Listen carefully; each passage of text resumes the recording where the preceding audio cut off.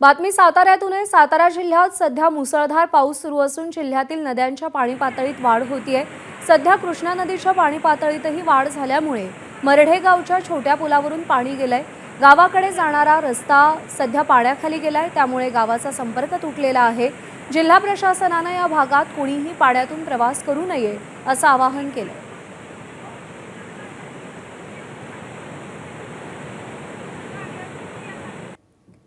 महाबळेश्वर आणि परिसरात सुरू असलेल्या मुसळधार पावसामुळे सोळशे नदीला मोठा पूर आलाय।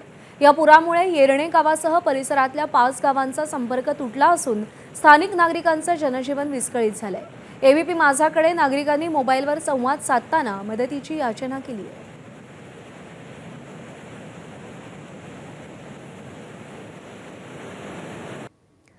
सातारा मेढा महाबळेश्वर रस्त्यावरील केळकर घाटामध्ये दरड कोसळलेली आहे। सातारा जिल्ह्याच्या पश्चिम भागामध्ये मुसळधार पाऊस बरसतोय। मेढा महाबळेश्वर रस्त्यावरच्या केळकर घाटात दरड कोसळली आहे, त्यामुळे मोठं नुकसान झालंय। साताऱ्याहून महाबळेश्वरकडे जाणाऱ्या रस्त्यावरती दरड कोसळल्यानं वाहतूक बंद झाली आहे। सार्वजनिक बांधकाम विभाग आणि मेढा पोलीस दरड हटवण्याचं काम सध्या करतायत।